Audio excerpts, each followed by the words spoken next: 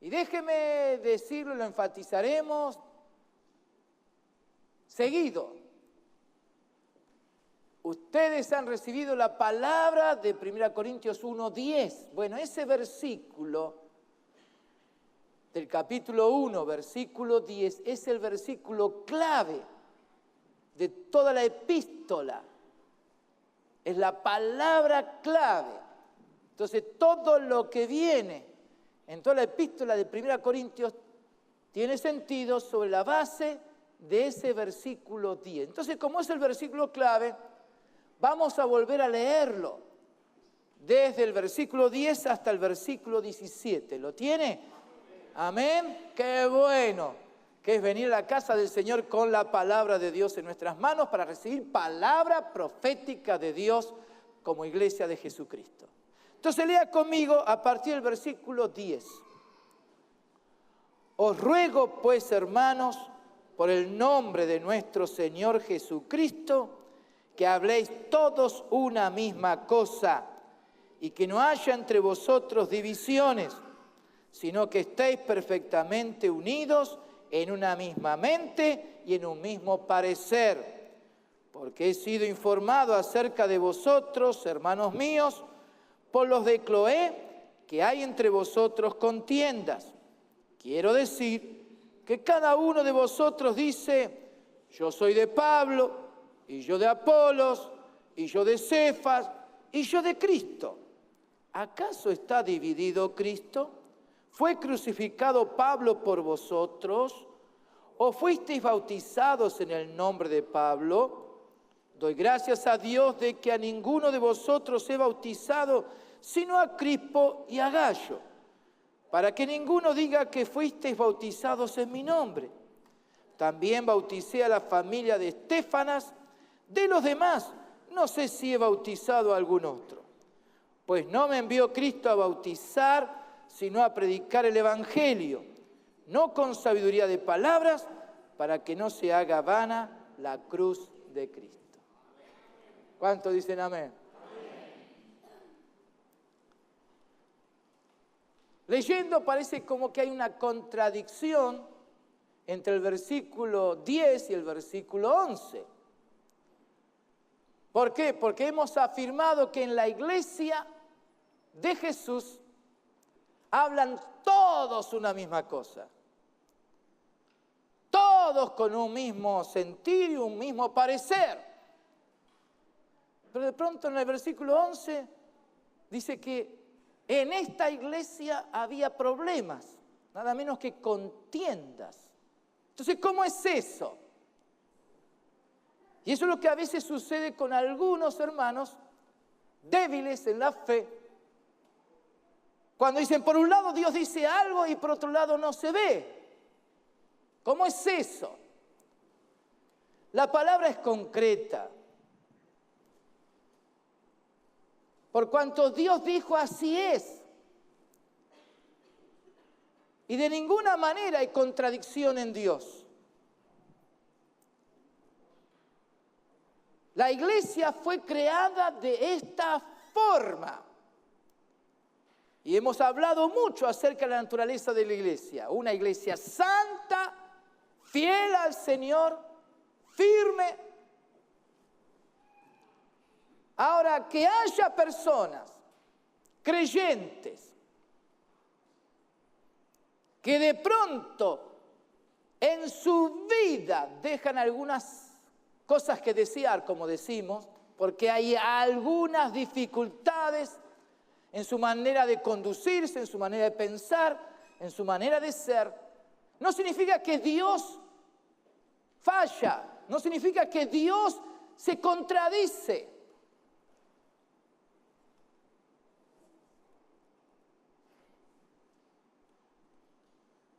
En Dios todo es absoluto. El relativismo es una creación del hombre, es algo que el hombre generó para tratar de acomodarse a los absolutos. Porque en Dios es blanco o es negro, pero no gris. No hay término medio en Dios. Y si Dios dice que la iglesia es, así es. Mas la palabra de Dios no está presa. Porque Él dijo, y así fue hecho. Él mandó y existió. Así que la fe es por el oír y el oír por la palabra de Dios. Él envió su palabra y los sanó y los libró de su ruina. Porque Él dijo, no te dejaré ni te desampararé.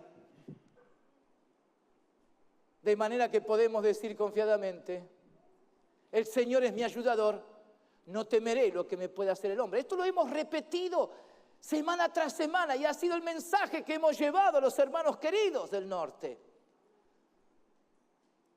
Y eso es lo que Dios dice, que las cosas, según Dios, así son.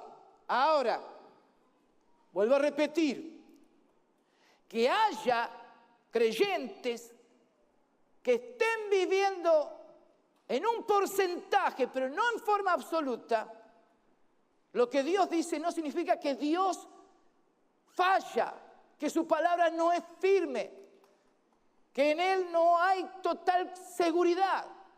Dios es Dios. Ahora, ¿qué falta? Falta que los creyentes le crean a Dios. Falta que los creyentes en Cristo sepan vivir conforme a lo que la palabra de Dios dice. Vamos a ver esto, esta verdad, y esto es doctrina. Ahora, no estamos para decir que la rema se tiene que cumplir tal como está escrita, en el sentido de que si los corintios fallaron, también nosotros tenemos que fallar. Eso es una mala interpretación de las Escrituras. Porque las cosas que se escribieron para nuestra enseñanza se escribieron, a fin de que por la paciencia y la consolación de las Escrituras tengamos esperanza. Y de esa manera agradamos a Dios. ¿Por qué? Porque vivimos según lo que Dios dice de lo que somos. Amén. Entonces no se malinterprete que la Escritura está hablando, afirmando algo y al mismo tiempo, como con los corintios, donde hay dificultad, y entonces algunos puedan decir, bueno, somos de carne y hueso. Somos todos iguales, así que podemos fallar. Como no. Tenemos que ser firmes en eso. Está escrito para que sepamos que eso no es conforme a la voluntad de Dios. La voluntad de Dios es que la iglesia es santa, es fiel. Y la iglesia de Corinto había recibido tanto, como lo hemos visto, la gracia de Dios se había manifestado, fueron enriquecidos en Jesús en toda palabra y en toda ciencia. Pero viene un ruego, el ruego de Dios, Dios ruega. ¿Y qué está diciendo? Vivan conforme a lo que han recibido y no conforme a la práctica, a lo que se está viendo. No sigan ese camino. Dios ruega, porque Él ya proveyó todo, Él ya lo hizo todo. Ya no hay nada que falte. Estamos completos en Jesús. ¿Cuántos dicen amén? Ahora bien, el versículo 11, lo hemos leído, que Pablo dice, ¿por qué? ¿Por qué hay ruego? Porque he sido informado acerca de vosotros. Algo me ha llegado, me han informado. ¿Cuál era el problema? ¿Y qué es lo que está queriendo decir el Señor aquí con rogar? Cuando Dios ruega, no está esperando que los hombres intenten esforzarse por hacer las cosas bien, por simple voluntad. Porque el corazón del hombre natural, siempre hay mezclas. ¿Qué es lo que Dios proveyó para ese fin? La fe. Y como hemos dicho, lo seguiremos diciendo, la fe no es inherente del hombre. No tiene que ver con la capacidad del hombre, no tiene que ver con el alma. donde el hombre piensa, lo siente y ahí entonces actúa. No, la fe no tiene que ver con el área del alma. La fe tiene que ver con el Espíritu de Dios. Y se maneja a nivel del Espíritu y el alma tiene que aprender a vivir conforme a la fe. Por eso el justo, por la fe, vivirá. Y solamente por la fe se puede agradar a Dios. Y entonces el alma tiene que aprender a vivir conforme a esa fe. ¿Por qué? Porque la fe viene a confirmar la vida del nuevo hombre. La fe es certeza de lo que se espera, que tiene que ver con la esperanza. Dios es el Dios de toda esperanza. La fe es convicción. Entonces, ¿qué hizo Dios? Por eso en Gálatas habla de que vino la fe. ¿Por qué? Porque vino Jesús. Él es el autor y consumador de la fe. Entonces nos vio a nosotros como hombres frágiles. ¿Y qué dijo Dios? Lo que necesitan es la fe del Hijo. Él generó la fe. Él es el creador y sustentador de la fe. Entonces la fe que operó en Jesús, siendo hombre y viviendo aquí en la tierra y victorioso finalmente, es la fe que Dios ha regalado para que todos nosotros la tengamos. Eso es general, es universal. Ese es el tiempo que estamos viviendo, la dispensación de la gracia. ¿Por qué? Porque sin la fe no hay gracia. La gracia de Dios no opera. La gracia de Dios no interviene. Somos salvos por gracia mediante la fe. Entonces la fe es lo que habilita la gracia de Dios. Por eso Pablo, escribiendo a los Corintios, vamos a llegar a ese pasaje, capítulo 15, en el versículo 10, Pablo dice, pero por la gracia de Dios, soy lo que soy. No está afirmando el hombre natural. No está afirmando, dice, yo soy Saulo de Tarso, que ahora me llaman Pablo. No. Dice, soy lo que soy apóstol, soy enviado de Jesús. Hay una nueva identidad. Entonces la gracia operando en Pablo le hace a él decir, pero he trabajado más que aquellos, porque había problemas de falsos apóstoles. Pero al mismo tiempo le dice, pero no yo, sino la gracia para conmigo. Es la gracia que ha operado en mí. ¿Cuál es el problema de los corintios? Que ellos se habían dejado llevar por una visión natural. Se habían dejado llevar por sus corazones propios, por sus pensamientos, por sus sentimientos. Y por eso Pablo, vamos a llegar también al capítulo 3, donde justamente tiene Pablo que explicar esto, lo que está aconteciendo en la iglesia de Corinto. Ahora, ¿qué es lo que se mueve? Cuando justamente Dios ruega que no haya divisiones, no haya contiendas, ¿qué es lo que se mueve cuando hay contiendas? ¿Qué es lo que se mueve cuando hay contención? Cuando hay confrontación. ¿Qué es lo que se mueve? Eso es lo que tenemos que saberlo. Quiero compartir con ustedes 4 pasajes. ¿Qué es lo que se mueve? ¿Qué es lo que hizo que Pablo tuviera que hablar sobre este tema? Y quedara grabada en las Escrituras para nuestra enseñanza. La primera verdad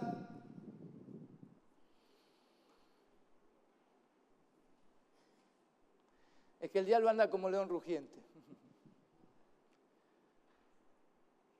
buscando a quien devorar. ¿Y qué es lo que viene a hacer el diablo? Por eso la primera verdad es que el diablo pretende, y muchas veces lo logra, quitar lo que Dios dio por gracia, la fe. En Marcos capítulo 4, cuando Jesús habla justamente de este regalo de Dios, Ahí en el versículo 14, y es paralelo con Mateo 13, usted después puede verlo, compararlos, es muy interesante.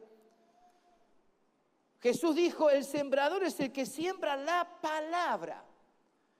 El sembrador, entonces, ¿quién es el sembrador? Jesús, el Hijo de Dios, vino para sembrar. ¿Qué cosa? La palabra. Y la palabra tiene que ver con fe. Es la fe que vino, es la fe que fue sembrada. Ahora, ¿qué dice el versículo 15? Estos son los de junto al camino, en quienes se siembra la palabra, pero después que la oyen, ¡ay, qué lindo, qué bueno, qué grato! Pero después que la oyen, enseguida viene Satanás y quita la palabra que se sembró en sus corazones.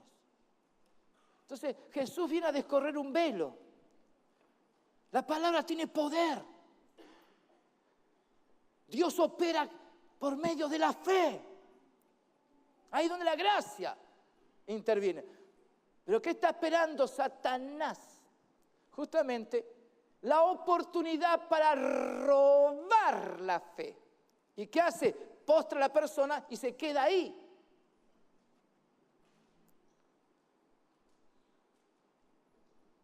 Jesús bien lo dijo en Juan capítulo 10, versículo 10. Jesús dijo, el ladrón no viene sino para hurtar. Así que Satanás, el diablo, el enemigo, anda buscando la manera de hurtar, robar, quitar lo que fue sembrado. Esa certeza, esa convicción. Robar. Y cuando roba, lo que sigue es muerte. ¿Por qué? Porque él busca destrucción. Destruir. El enemigo, el ladrón no vino sino para hurtar, matar y destruir. Pero Jesús dijo, pero yo he venido para que tengan vida y para que la tengan en abundancia. Yo he venido para lo contrario. Y por eso en este capítulo 10 Jesús se presenta como la puerta de las ovejas. El que entra por mí hallará lo que necesita, todo lo que necesita para su vida, para esa abundancia del bien de Dios. Y por eso Jesús, después de decir yo soy la puerta, dijo yo soy el buen pastor. Justamente entre la puerta y el pastor y el buen pastor, en este pasaje, en el medio está justamente lo que el diablo vino a hacer. El diablo entonces viene ¿para qué? Para hurtar, matar y destruir. Segundo, tenemos que saber, conforme a Gálatas capítulo 6, versículo 17, tenemos que saber que la lucha es entre la carne y el espíritu contra la carne.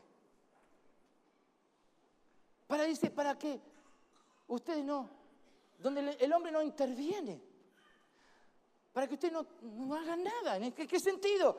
Que no depende de mí en esta lucha. Ahora, eso no justifica a nadie. Pero para que se sepa que uno sirve a la carne o al espíritu. Porque finalmente nadie hace lo que quiere.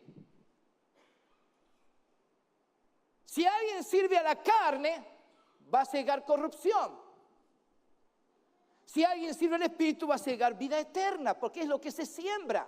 En la vida todos sembramos. O sembramos para la carne o sembramos para el espíritu, y de ahí vamos a cegar. Es una ley espiritual y nadie puede evitarlo. Tercero, Pablo tiene que enseñar diciendo que la lucha que tenemos no es contra hombres no es contra persona, no es contra individuo, no es contra carne y sangre, sino, como bien lo dice ahí en Efesios 6:12, la lucha es contra principados, contra potestades, contra los gobernadores de las tinieblas de este siglo, contra huestes espirituales de maldad en las regiones celestes. Entonces, hay algunos que personalizan este conflicto en la vida cristiana, personalizan y dicen, la culpa la tiene él, por eso yo estoy donde estoy. ¿Y cómo estás? Muerto. ¿Cómo estás? Pinchado. Perdón esa expresión, para algunos lugares que no suena muy bien. ¿Cómo estás? Arruinado. No tengo gozo, no tengo libertad, me siento mal. ¿Por qué? No es problema de los otros. No es problema de la gente, no es problema de personas, es problema de espíritus.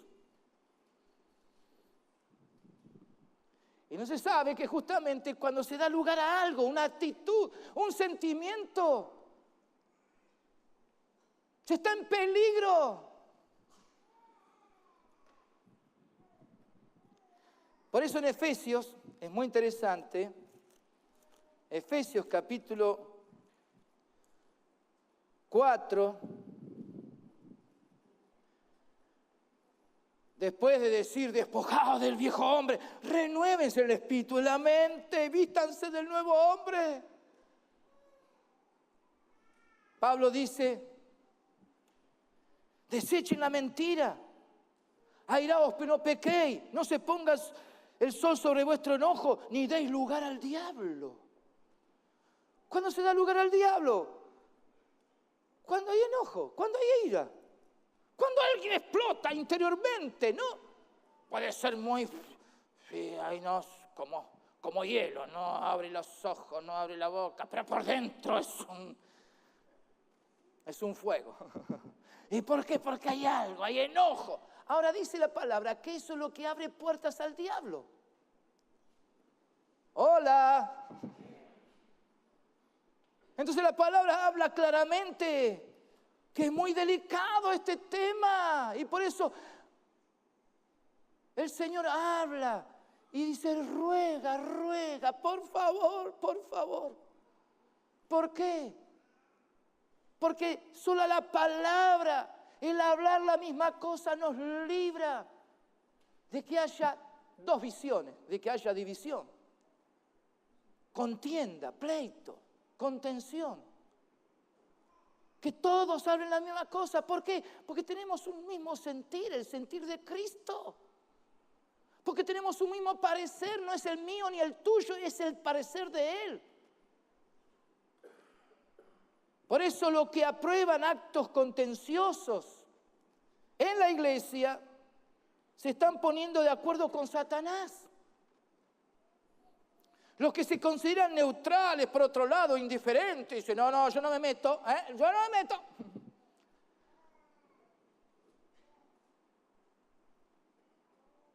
Pero al mismo tiempo está diciendo, pero esto es algo natural, ¿qué va a hacer? Este no se encuentra bien con el otro no se encuentra. Entonces los que son indiferentes y neutrales, aceptando esta situación, están negando la eficacia de la salvación. Están los que dicen, a mí Satanás no me toca, porque está escrito. Sí, pues fíjate bien lo que está escrito. Claro que sí. Primera Juan. El apóstol afirma en el capítulo 5 que todo aquel que cree que Jesús es el Cristo es nacido de Dios. Versículo 1, versículo 4, porque todo lo que es nacido de Dios vence al mundo, y lo que vence al mundo es nuestra fe. ¿Cuándo dicen amén? Es nuestra fe, lo que vence al mundo es nuestra fe. Y en el versículo 18, sabiendo que todo aquel que ha nacido de Dios no practica el pecado, pues aquel que fue engendrado por Dios le guarda y el maligno no le toca. Entonces sí, esto es un absoluto. Si soy nacido de Dios, si mi fe está firme en Él, Y vivo conforme a este nuevo hombre que fue creado en Cristo Jesús, en la justicia y santidad de la verdad. El maligno no me puede tocar. ¿Cuántos dicen amén? ¿Cuántos me dicen amén? No los oigo. Sí, denle un aplauso a Jesús.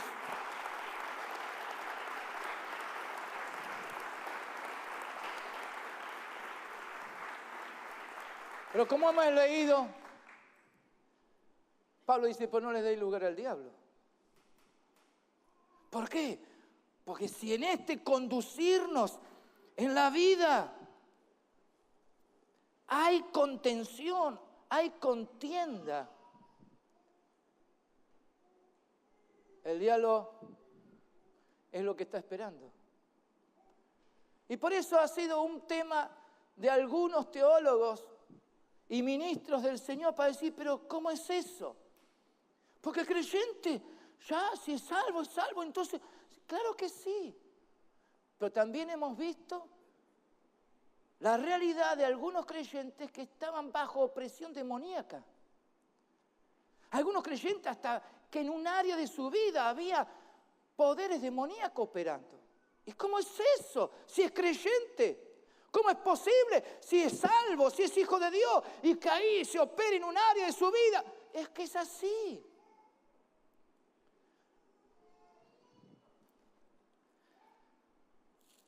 Por eso esto es lo que nos ayuda a entender lo que dice el versículo 11. Porque he sido informado acerca de vosotros, hermanos míos. Está hablando a la iglesia.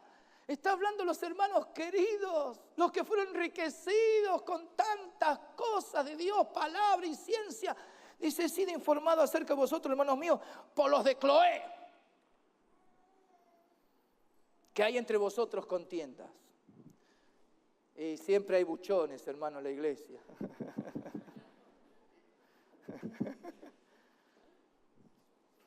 Idioma del lunfardo, ¿no? O, ¿cómo es la otra palabra? Alcahuetes. ¿Sí? Esto es un serio problema. A veces entre los jóvenes, entre los niños. ¿Quién tomó el celular del otro? Y algunos dicen, yo no quiero ser alcahuete. Y si alguien dice, me parece buchón, ¿no es cierto? En todas las áreas de la vida están presentes. Ahora, ¿qué dice nuestro diccionario acerca de los alcahuetes? Los buchones no lo va a encontrar, pero sí alcahuetes. Son los que quieren quedar bien con otros a costa de los errores ajenos, con el único fin de conseguir un favor o un beneficio. A las personas que actúan así se los identifica con facilidad por su actitud. Yo quiero que sepas algo. ¿Sabes lo que hizo el otro? ¿Sabes lo que hizo? ¿Sabes lo que dijo? ¿Sabes cómo? ¡Ey! ¿Qué es eso? Entonces, pero hay que diferenciar. Hay que discernirlo. Los que hablan ahí a escondidas, los que hablan a media voz, para que no se sepa, es porque yo no quiero decir nada, pero te tengo confianza a vos. Son buchones, es verdad, son alcahuetes. ¿Por qué? Porque no buscan en la edificación del cuerpo de Cristo, no hay verdad en ellos. Simplemente todo eso que se habla a media voz entre uno y otro es simplemente chusmerío, es murmuración. Y Jesús dijo, cuidado, porque ese que está levantando el dedo, acusando, si me está viendo el ojo, en la paja del ojo ajeno y no se da cuenta que tiene una viga delante. ¿Por qué? Porque es su propio pecado que está presente ahí. Pero entonces, ¿qué pasa con los de Cloé? Y déjeme decirlo, afirmarlo.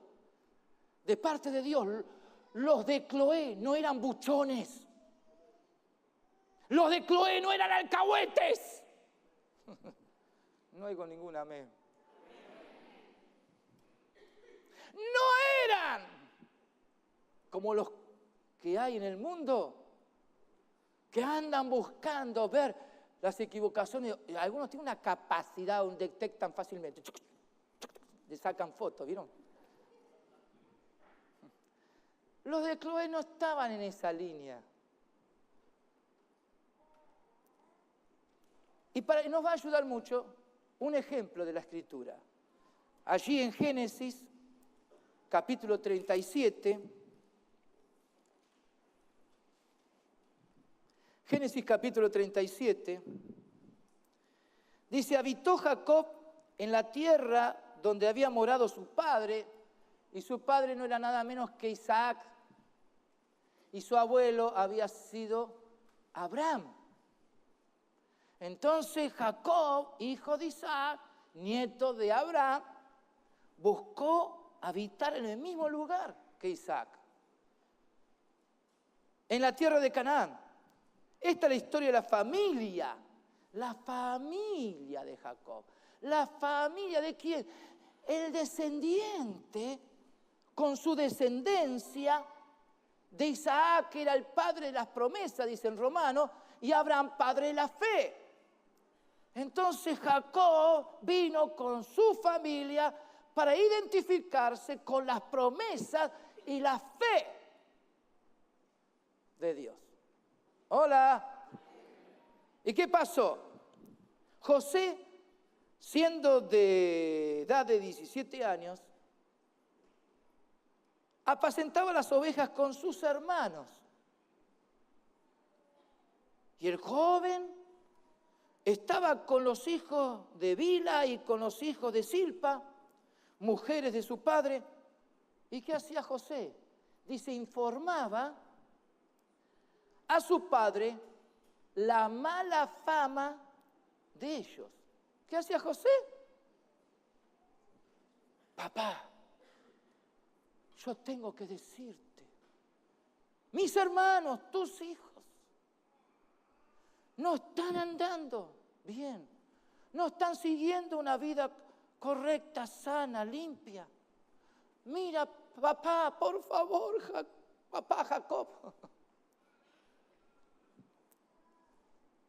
Hay quienes al leer ese pasaje dice, por eso tuvo problemas José, porque era buchón. Claro, sus hermanos se sintieron traicionados, porque ahí ese José simplemente andaba buscando el favor de Jacob y lo tuvo, ¿vieron? ¿Vieron que el papá hizo discriminación con sus hermanos y alentó y buscó y hasta le dio una túnica de colores? Jamás a sus hermanos le dio una túnica de colores. Algunos dicen, ¿vieron? Por eso había problemas entre los hermanos. La culpa la tuvo el papá porque le dejó a José a andar comentando los errores de sus hermanos. ¿Qué tenía que meterse con los problemas de sus hermanos? Bueno, hasta ahí nomás, punto. Eso es lo que algunos ven cuando leen ese pasaje. Pero déjenme decirle, lejos están los que así piensan de la verdad bíblica.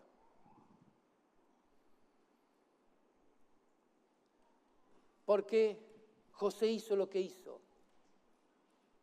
Porque tenía el mismo espíritu de su padre. Jacob fue un hombre que se determinó en la vida a alcanzar las promesas de su padre Isaac y vivir conforme a la fe de su abuelo Abraham.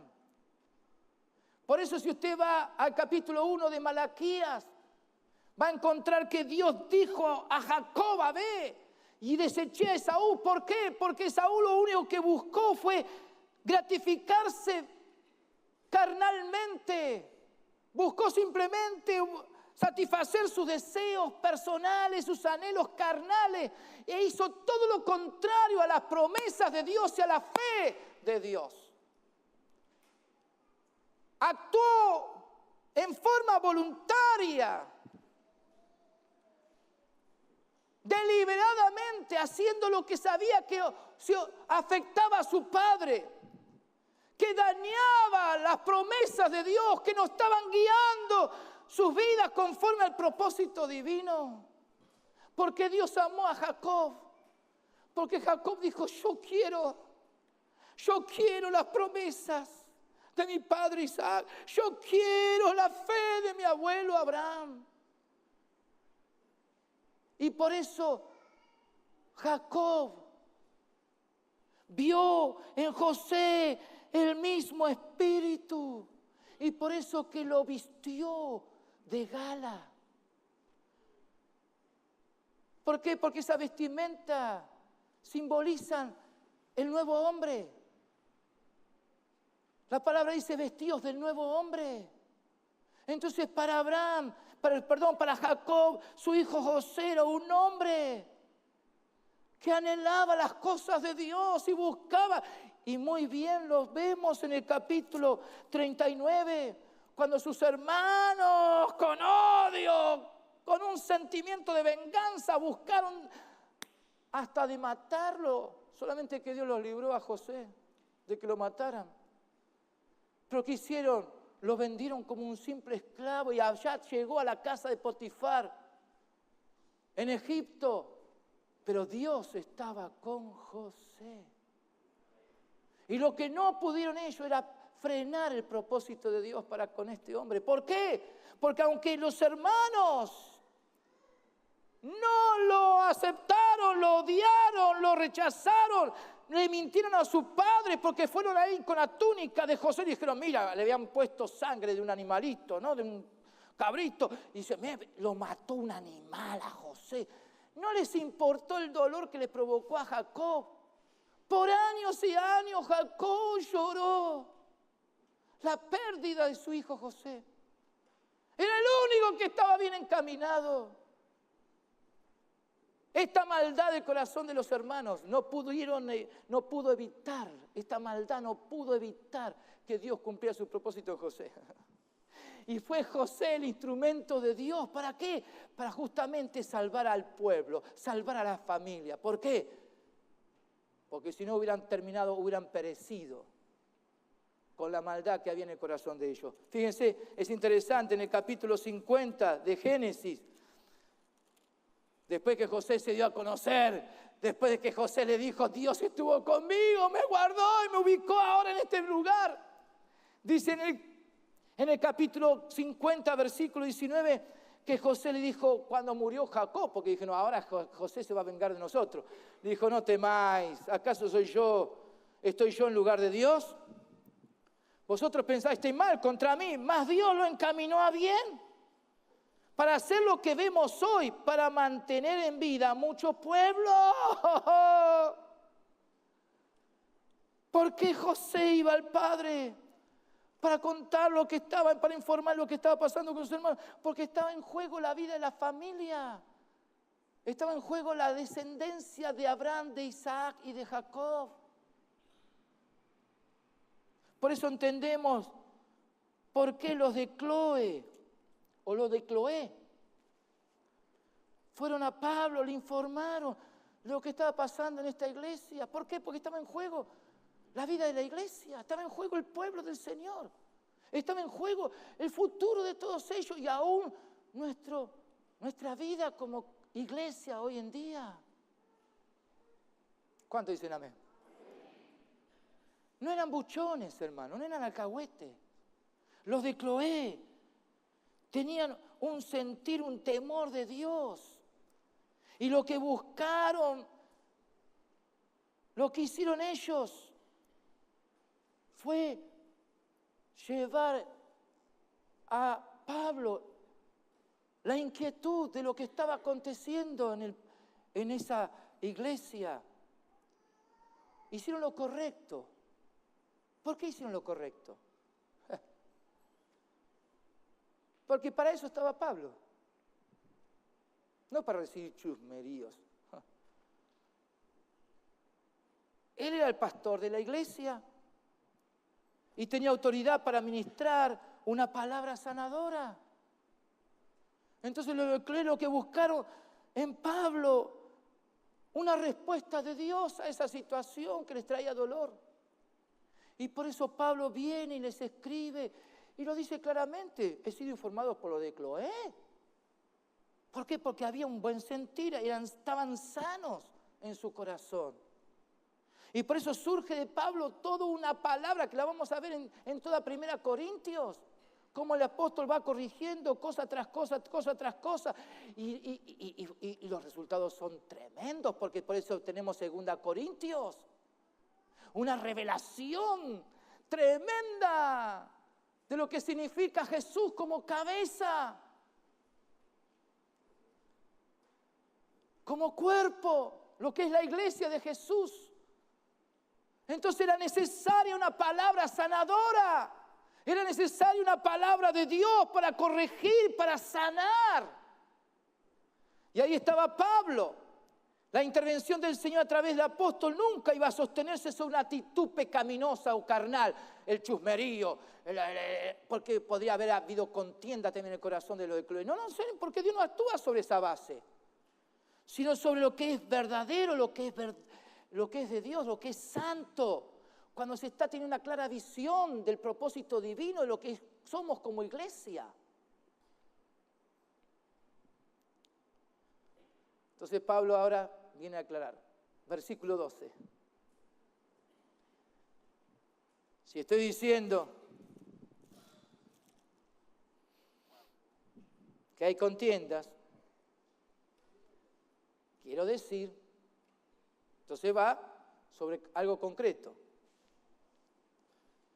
Quiero decir que cada uno de vosotros dice los 4 yo. Yo soy de Pablo. Otro, yo soy de Apolos. Otro, yo soy de Cefas. Y otro, yo soy de Cristo.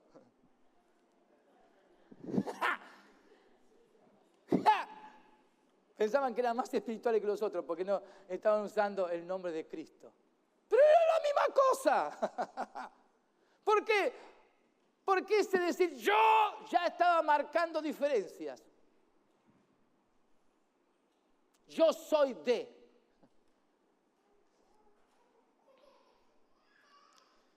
Y esa posición del yo siempre es para declarar que el tú es distinto al yo. Que no hay relación. Por eso quien ocupa un espacio para confrontar al otro está tomando partido. Y se practica lo que en nuestro diccionario está muy bien escrito, partidismo. Partidismo, ¿qué es? Adhesión o sometimiento a las opiniones de un partido con preferencia a los intereses generales. Inclinación hacia algo o a alguien en un asunto. Y eso, hermano, está presente en la vida, en la política. ¿De qué partido sos? Del blanco. Y vos, yo soy del negro. Para no poner otros colores porque puede identificarse con otras cosas. Entonces, todo parece que se mueve en base a eso. Si no existe la oposición es que parece que algo no está bien. Entonces, para que algunos piensen que la cosa tiene que haber alguien que se oponga. Alguien tiene que decir, no, yo soy de. Eso está hasta en los deportes, ¿no? ¿De qué partido sos? Del mejor. ¿Qué significa? Que dice, yo estoy de este lado de los mejores y allá están los peores. No voy a entrar mucho en ese tema. Porque es fácil, ¿no? Hay una confrontación entre dos atletas o entre dos, como se dice, deportistas y ya se toma partido, ¿o no?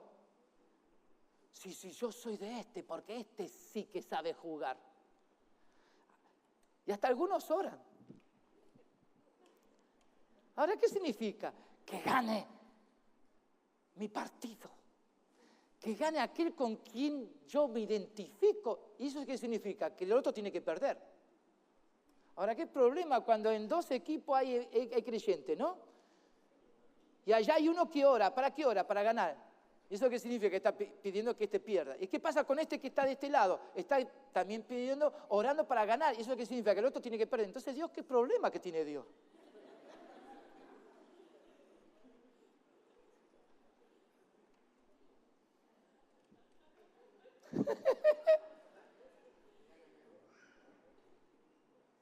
¿Pero eso qué significa que gana el mejor?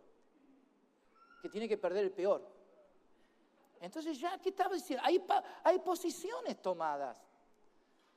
Hay partidismo. En lo sentimental. En el hogar. En la familia. ¿Por qué los divorcios? Porque se toma partido. Yo opino así él. Y el otro dice, yo estoy de este otro lado y no estoy de acuerdo con. Entonces se arman los grandes conflictos, las grandes separaciones. ¿Por qué? Porque hay partidismo. Ahora lo terrible es que eso baja, hermano. Y lamentablemente baja a los hijos. ¿Por qué? Porque también los hijos toman partido. Yo soy de mi papá. Y aparece el otro y dice, yo soy de mi mamá. ¿Eso qué significa? Ya hay problema. Ya hay discusiones, ya hay... Y entre hermanos muchas veces hay esas diferencias. Eso es contención, eso es contienda. No me miren con esa cara. Los 4 yo demuestran lo opuesto al sentir de Cristo y contradice la unidad de Dios Padre y Dios Hijo. Por eso en el cuerpo de Cristo no existe contención, contienda. Hay un solo espíritu, dice que está unido al Señor, un espíritu es con Él. O sea, se entra en una relación tan estrecha que no se puede separar una cosa de la otra. Dios es uno. Y por eso la oración de Jesús es que seamos uno, como Él es uno con el Padre. Al mismo nivel nos mete Dios. La salvación significa que somos cuerpo de Cristo. Y cuando Cristo opera conforme al cuerpo, porque Él es el Señor. ¿Qué fue lo que le dijo el Señor Jesús a Saulo de Tarso? ¿Por qué me persigue? Me estás tocando a mí, tocando a mis hijos, tocando a los creyentes, tocando a la iglesia. No se puede separar. No dijo Jesús diciendo, bueno, me estás tocando a estos mis siervos, estos que están siguiendo. No, me estás tocando a mí. Entonces en el cuerpo de Cristo no puede haber contención, no puede haber división, no puede haber partidismo. Dice en 1 Corintios 12:13, y todo esto justamente está en 1 Corintios, ¿no? Que fuimos bautizados en un cuerpo, por el Espíritu Santo de Dios en un cuerpo. Y el cuerpo no está partido.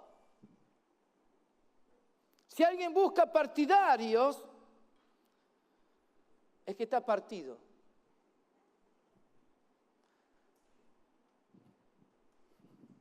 Está dividido. Tiene el corazón dividido.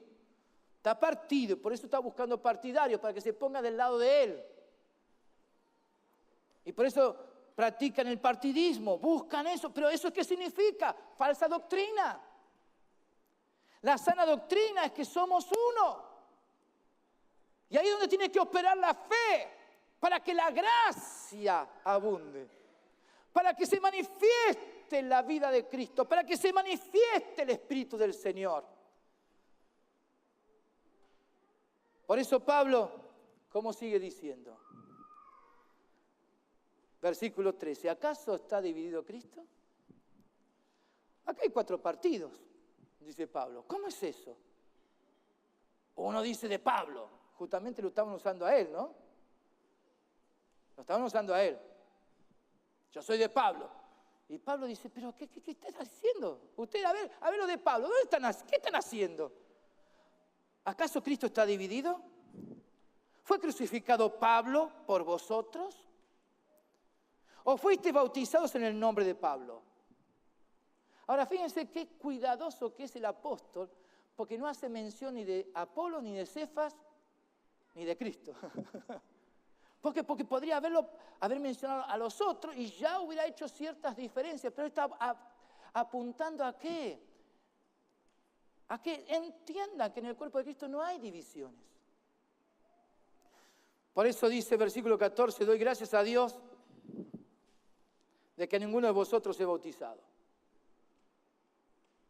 ¿Por qué? Porque había quienes venían a decir, yo te bauticé a vos, yo tengo como que teniendo cierta relevancia, tiene cierta importancia, cierto derecho. Yo te bauticé a vos, che, vamos.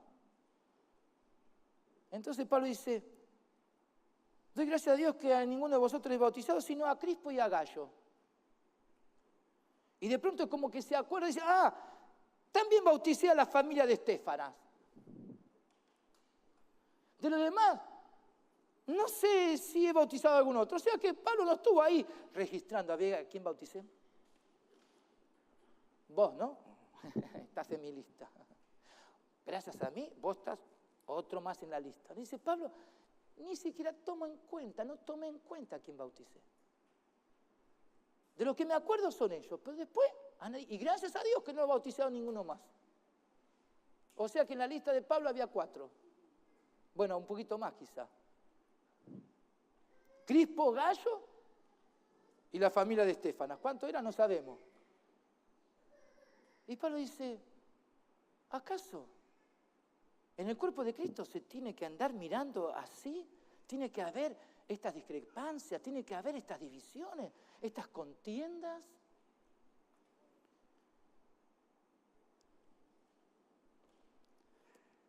Pablo no buscó que se pusieran del lado de él siquiera. Y no permitió que nadie buscara defenderlo. Más bien eliminó todas las posibilidades por medio de la palabra de Dios. Esta mañana dije que no lo iba a decir y lo dije después. Como lo dije esta mañana, no puedo dejar de decírselo a ustedes. De contarles algo.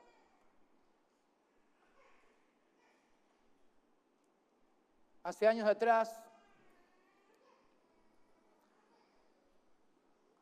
bastante tiempo atrás, un líder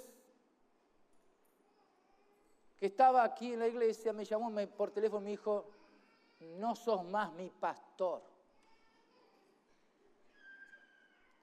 ¿Qué significó? Que se fue de la iglesia y él tenía gente. Una obrera de la iglesia vio que yo no hice nada, todo lo contrario, quedé quieto.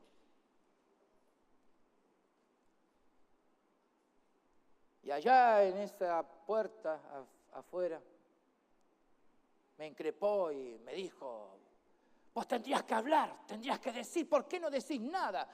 Porque era un líder muy reconocido.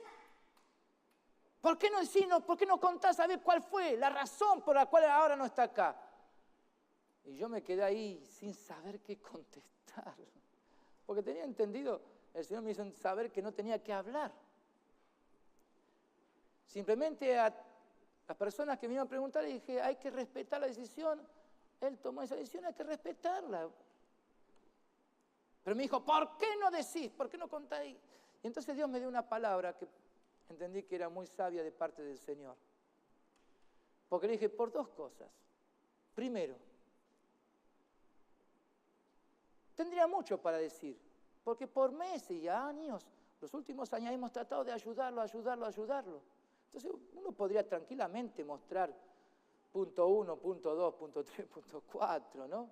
Algunas dificultades que tenía en su vida. Ahora, ¿y qué gano yo con hablarlo hacia la iglesia y comentarle cuáles son los problemas de esta persona que ya se fue? Porque ya se fue y si no está ya bajo mi cobertura, ¿qué puedo hacer? Ya no puedo hacer nada.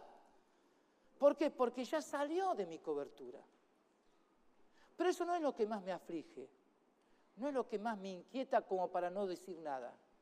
Lo que más me inquieta es que si al compartirlo, al mencionar los problemas que surgieron, muchos se pongan de mi parte en el sentido de decir, pobre pastor, estoy muy de acuerdo con el pastor. ¿Y qué voy a ganar? Que se pongan, tomen una posición. Ahora, si toman una posición a favor del pastor, van a tomar una posición en contra del que se fue. Hola. Y eso sí que me preocupa. Eso sí lo que yo no quiero. Que nadie me defienda.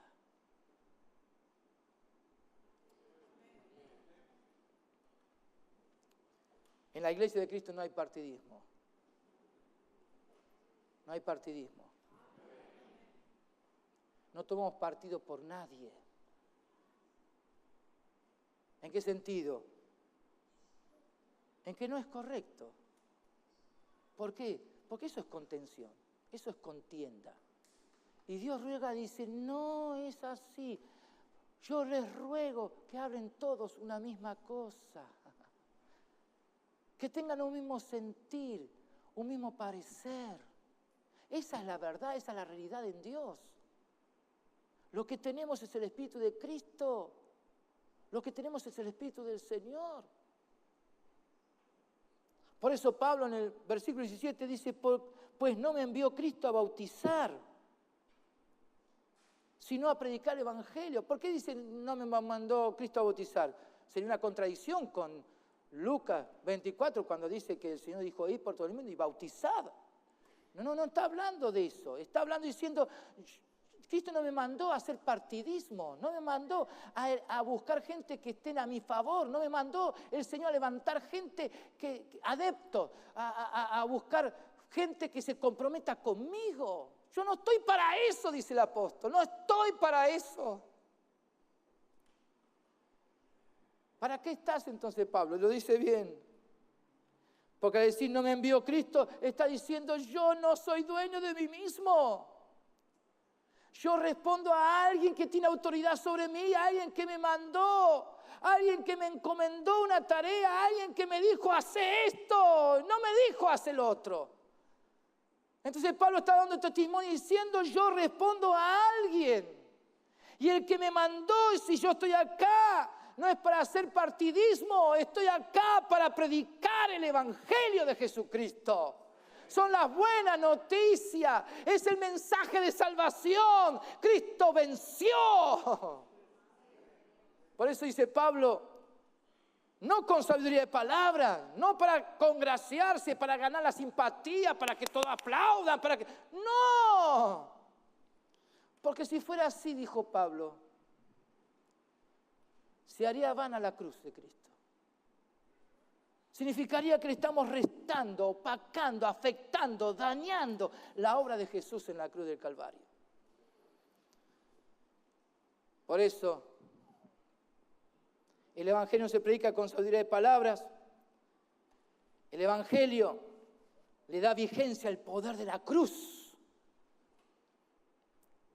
Por tanto, ahora yo quiero, delante de ustedes, declarar una palabra de fe.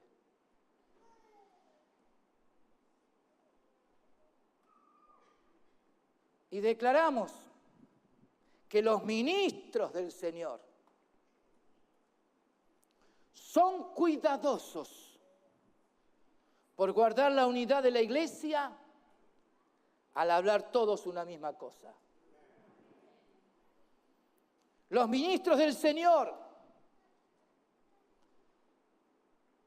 cuando los fieles se acercan para hablar de los que hacen otros, están para discernir cuál es la intención y saber cómo responder a esa palabra.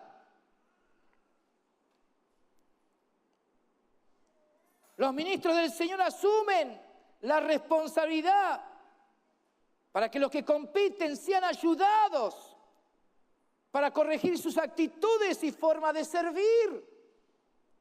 Y lo correcto de los de Cloé es que fueron a Pablo, no fueron al vecino, no fueron a decirle a los demás. Como hemos dicho, eso es murmuración. Pero hicieron lo correcto, ¿para qué? Para que los ministros del Señor encaminen a los santos, para que no se dirijan a nadie más que al pastor, de lo contrario se cae en murmuración, como lo he dicho. No aceptan que los ubiquen en la misma posición de los que compiten con otros y se dejan arrastrar por las contiendas. Los ministros del Señor no encubren el pecado. Tampoco ocultan a los que son diligentes por guardar la unidad del cuerpo de Cristo. Honran a los que valoran una vida santa para presentar un frente en común contra el enemigo de la iglesia.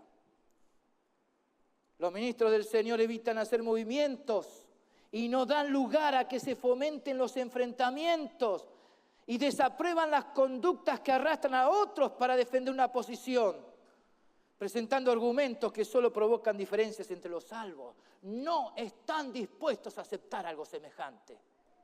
¿Cuántos dicen amén? Por eso los ministros del Señor no aprueban el partidismo. Y todos tienen que entenderlo. ¿Por qué? Porque los pastores son los que tendrán que dar cuenta a Dios de la vida de la iglesia. Por eso los ministros del Señor, termino, entienden que su responsabilidad es predicar el Evangelio, la sana doctrina, para mantener una iglesia sana, fuerte y firme. Somos de Jesús. Somos de Jesús. Y guardamos la unidad. Los ministros del Señor guardan la unidad.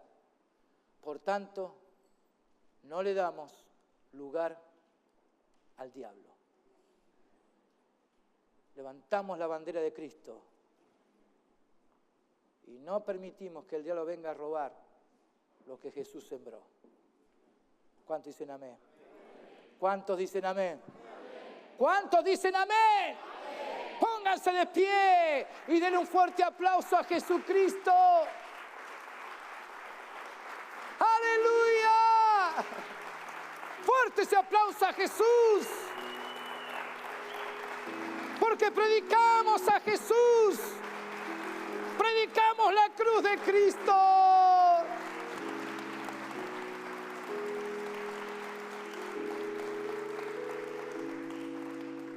Levanta tus brazos al cielo. Estamos en la presencia de Jesús. El ruego de Dios es real. Y Él anhela que solo en su iglesia se oiga una sola voz, la voz de Dios. Que en la iglesia hablen todos una misma cosa. Y que no haya divisiones, sino un solo parecer, un solo sentir. Es posible que en tu vida, dentro o fuera de la iglesia, pero como iglesia de Jesús, hayas tomado partido en algo. Porque tu corazón fue partido en 2, 3 pedazos y tomaste una posición. Y en tu corazón ha habido un sentimiento de dolor y angustia. Y hasta has pensado mal, has actuado mal. Jesús dijo: tome mi yugo sobre vosotros y aprended de mí, que soy manso y humilde de corazón, y hallaréis descanso para vuestras almas, porque mi yugo es fácil y ligera mi carga. Hay una sola manera de vivir la vida cristiana: guardando la unidad del cuerpo de Cristo, dejando que se manifieste la vida del nuevo hombre, creyéndole a Dios y diciendo: no puedo vivir de otra manera.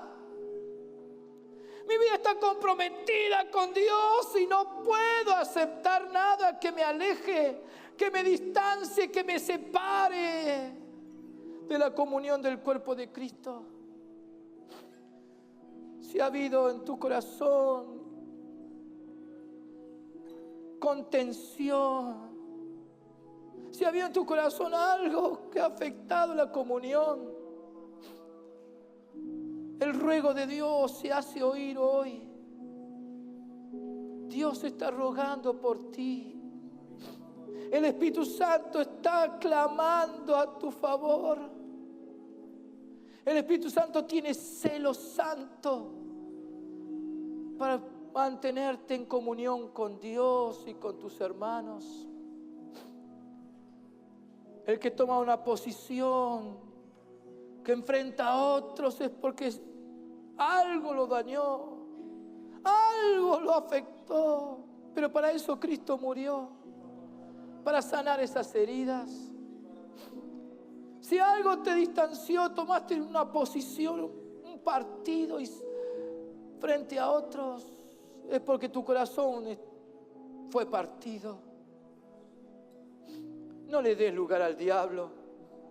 Por favor, no le des lugar al diablo. Para eso Jesús murió en la cruz del Calvario, para hacerte libre de toda opresión mental y espiritual y aún física. Hay cuerpos que están siendo afectados porque hay opresión sobre sus mentes y sobre sus corazones. Hay personas que están sufriendo dolores, enfermedades, por causa de que hay contención y contienda en sus corazones. Y el diablo se ha aprovechado de esa situación. Yo levanto las banderas de Jesús, el estandarte de Cristo levanto. Firme el nombre del Señor y proclamo la victoria de Jesús en la cruz del Calvario.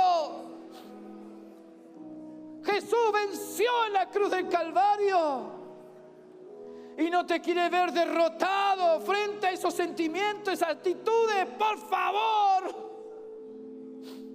dale lugar a Jesús ahora. Identificate con los de Cloé, con José. Identificate con Pablo. Identificate con Jesús. Dios te salvó para ser santo. Te salvó para pensar en los que vendrán, para proyectarte hacia las generaciones siguientes y futuras, siendo una iglesia santa, pura y sin mancha.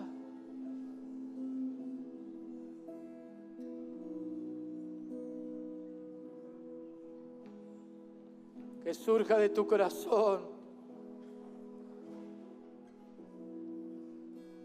un clamor profundo. Que Jesús abarque todo tu ser. Él es tu paz.